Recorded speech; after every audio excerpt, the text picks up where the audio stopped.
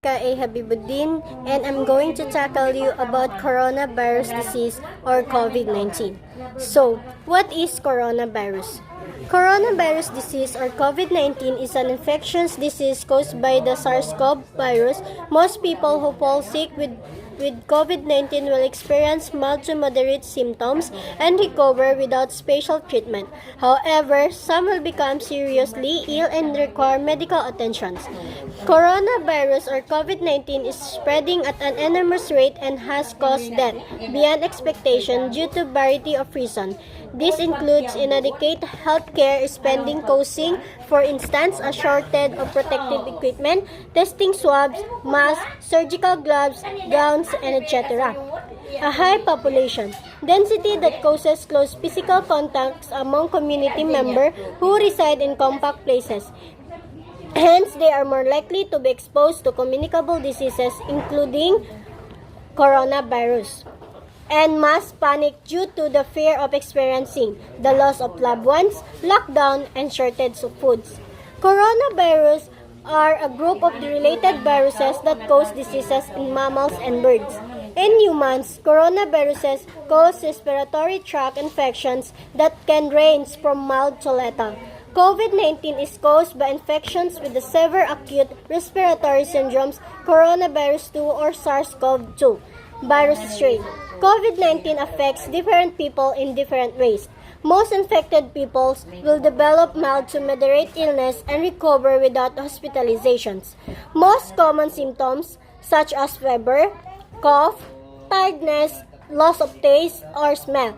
Less common symptoms such as throat, headache, itches and pains, diarrhea, and rash of skin or discolorations of fingers or toes. Red or irritated eyes, serious symptoms such as difficulty of breathing or shortness of breath, loss of speech or mobility, or confusion, chest pain. Seek immediate medical attention if you have serious symptoms. Always call before visiting your doctor or health facility.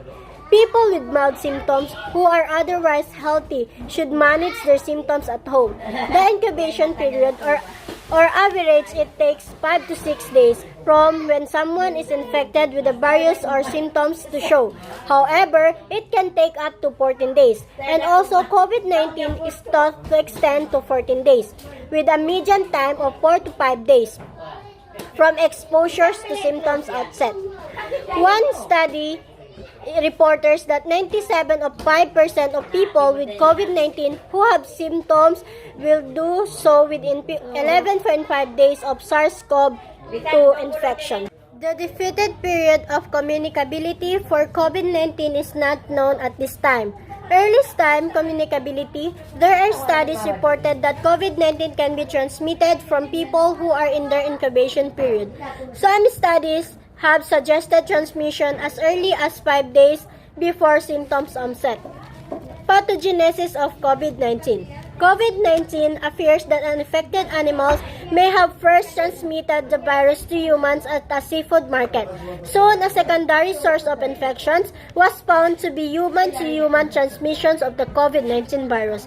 It became clear that the COVID-19 infections occurs among close contacts and exposures to the virus. Recent studies showed that people in the population with poor immune functions such as diabetes, cardiovascular disease, chronic respiratory disease, cancer, renal, and hepatic dysfunctions are at higher risk for severe COVID-19 than children who might be less likely to become infected or, if so, may show milder symptoms or even asymptomatic infections. The U.S. Food and Drug Administration or FDA approved this type of test for diagnosing a COVID-19 infection, such as PCR test, also called a molecular test. This COVID-19 test detects genetic materials of the virus using a lab techniques called polymerase chain reactions or PCR. A fluid sample is collected by inserting a long nasal swab or nasopharyngeal swab into your nostril and taking fluid from the back of your nose or by using a shorter nasal swab or mid-turbinate swab to get a sample. In some cases, a long swab is inserted into the back of your throat or oropharyngeal swab, or you may spit into a tube to produce a saliva sample. PCR tests are very accurate when properly performed by a healthcare professional, but the rapid test can miss some cases. Antigen test. This COVID-19 test detects certain proteins in the virus using a long nasal swab to get a fluid sample. Some antigen tests can produce results in minutes. Others may be sent to a lab for analysis. A positive antigen test result is considered accurate when instructions are carefully followed, but there's an increased chance of false negative results, meaning it is possible to be infected with the virus but have negative result depending on the situations. The doctor may recommend a PCR test to confirm a negative antigen test result. A PCR test called the flu CS2 multiplex assay can detect any of 3 viruses at the same time. The COVID-19 virus, influenza A, and influenza B flu, only a single sample is needed to check. But a rapid test can miss some cases. Antigen test. This COVID-19 test detects certain proteins in the virus using a long nasal swab to get a fluid sample. Some antigen tests can produce results in minutes. Others may be sent to a lab for analysis. A positive antigen test result is considered accurate when instructions are carefully followed, but there's an increased chance of false negative results, meaning it is possible to be infected with the virus but have a negative result. Depending on the situations, the doctor may recommend a PCR test to confirm a negative antigen test result. A PCR test called the flu SC2 multiplex assay can detect any of 3 viruses at the same time. The COVID-19 virus, influenza A, and influenza V flu, only a single sample is needed to check for all 3 viruses, and this could be helpful during the flu session. But a negative result does not rule out the possibility of any of these infections, so that the diagnostic process may include more steps depending on symptoms, possible exposures, and your doctor's clinical judgment. The coronavirus can easily spread, so there are tips that I'm given on how to prevent the coronavirus. So first is wear your mask. The second is wash your hands. Wash them often with water and lot of soap. Wash at least 20 seconds. Sneezing, coughing, etiquettes. Cover your mouth when you coughing or sneeze with a tissue and inside of your elbow. Eyes, nose, mouth. Hand touch many surfaces and can pick up viruses. Avoid touching your eyes, nose, and mouth. The virus can enter your body and can make you sick. If you are sick, if you have a flu-like illness, inform the people around you. If your illness is not mild, seek medical care. Avoid direct contact with person and always have a social distancing. So the nursing interventions. If the activity is giving a drug for fever, then place the activity in the category of fever treatment intervention instead of medication administration. If the activity is oxygen administration, place the activity in the category of oxygen therapy intervention. However, if the activity includes monitoring oxygen saturations and other monitoring for other signs of respiratory status, categorize it as a respiratory monitoring intervention. If patient education is non-specific, place in the intervention category of teaching disease process. In order to prevent coding errors, activities administered repeatedly were only recorded one if delivered to one patient. Example, suction. When patient received care in both the hospital ward and ICU, only the ICU reports were checked to prevent repetitions of a patient's report in 2 sections. This last rule decreased sampling time significantly. That's all, and I thank you. Hi, I'm Janeline T. Abdullah, and today I'm going to tackle about diarrhea. Today's topic is diarrhea. Diarrhea is an illness in which the body's solid waste is more liquid than usual and comes out of the body more often. Diarrhea is one of the most common health complaints. It can range from a mild temporary condition to a potential life-threatening one. Globally, there are an estimated 2 billion cases of diarrhea. Disease occur each year, and 1 million children under the age of 5 years, mostly in developing countries, die from diarrhea. Cognitive agent. Diarrhea can be caused by a virus such as norovirus, rotavirus. Bacteria such as Campylobacter and Escherichia coli, which are often picked up from contaminated food. A parasite such as the parasite that causes giardiasis, which are spread in contaminated water. This infection can sometimes be caught during travel abroad, particularly to areas with poor standard of public hygiene. This is known as travel diarrhea. Signs and symptoms of diarrhea. The main symptoms of diarrhea: loose, watery bowel motions, stool, and pieces 3 or more times a day. Accompanying signs of symptoms may include urgent need to go to the toilet, abdominal pain and cramping, change in color of your stool, mucus, blast, blood or fat in your stool, vomiting, general body weakness or tiredness, and excessive loss of water in your stool can also sometimes lead to dehydration, which can be serious if it's not recognized and treated quickly. Signs and symptoms in adult can include tiredness and lack of energy, loss of appetite, nausea, feeling lightheaded, dizziness, dry tongue, sunken eyes, mucus cramps, muscle cramps, rapid heartbeat. Incubation period. The incubation is usually from a few hours to 5 days after exposure for diarrhea and 1 to 3 days for viral diarrhea.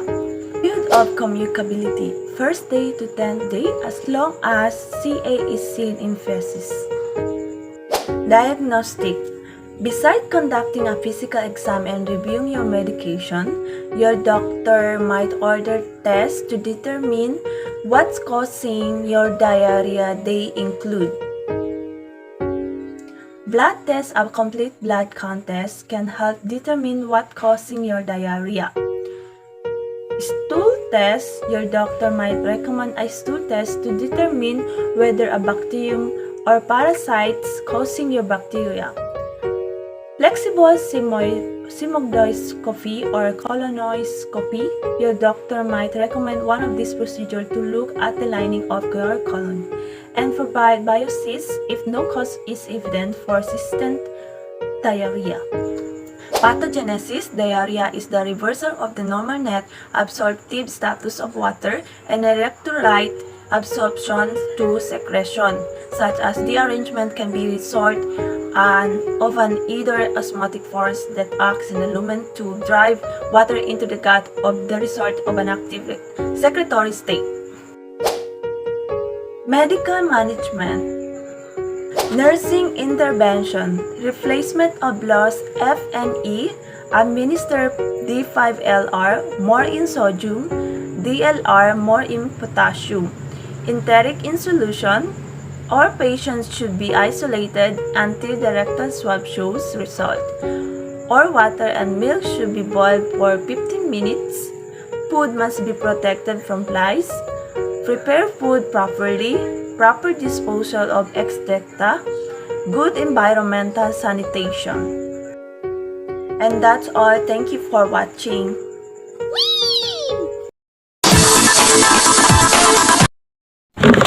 So, hi, I'm Faija E. Ahmad, Biazan to Lineager Sat A. So, my report is amoebiasis. So, invasive intestinal infections with amoeba of the genus Entamoeba.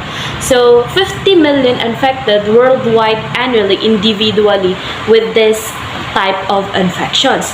So, we have 4 different types of amoebiasis. So, this is include Entamoeba histolytica, Entamoeba dispar, and Entamoeba markovsky, and Entamoeba Bangladeshi. And now, I will tackle Entamoeba histolytica because This is the most common cause amoebiasis. So how we can effective with this amoeba? Well, cyst stage, that is infected stage, and trophozoite stage, that is cause invasive disease. So infections from ingestion of amoebic cyst. So the infected is first contaminated water or food. We can also get fecal oral route.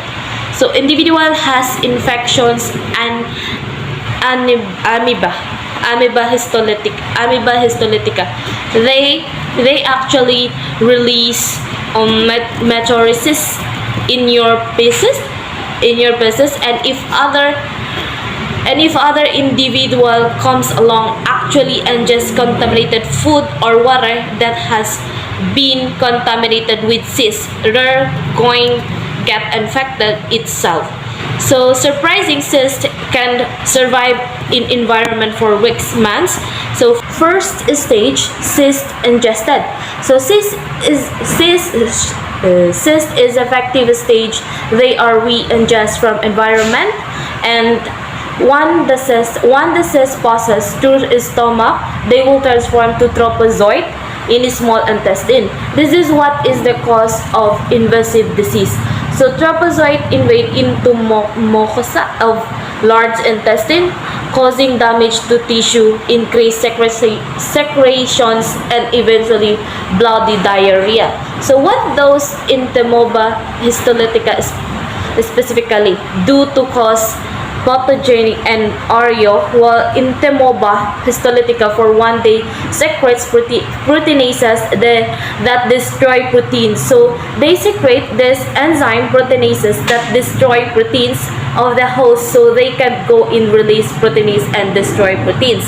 And 2 destroys intestinal cells through direct contact mechanism. They can also amoebospore formations, which forms parasites in lipid bilayers of infected cells. So basically lies the cells cause them to become injured and destroyed, and other pathogenic mechanism by which Entamoeba histolytica can cause tissue damage is through the RAPS tight junctions proteins, resulting in increased intestinal permeability. So what is amoebiasis clinical feature? So first, you can get asymptomatic and dysentery. Dysentery include abdominal pain, colitis, bloody diarrhea, and due to local tissue damage and destruction. So you can get also abscesses. This is such as common liver. You can get infections, hematology, hepatology, and ache pain, weight loss, and fever. So you can get also other side like the lungs and the brain. So how make diagnosis and treat intestinal amoebiasis? So investigations and diagnosis include serology. So when we say serology, you look for antibody against Entamoeba histolytica. You can do antigen testing, stool sampling, and trophozoa and biopsy of colon. So now is treatment. So treatment involve metronidazole. So if you can get intestinal amoebiasis, just GI symptoms of amoeba infections, you can use metronidazole to help clear an infections. So if we have more symptoms, illness or else, you can use iodinal paramycin. So this is for cyst and invasive disease.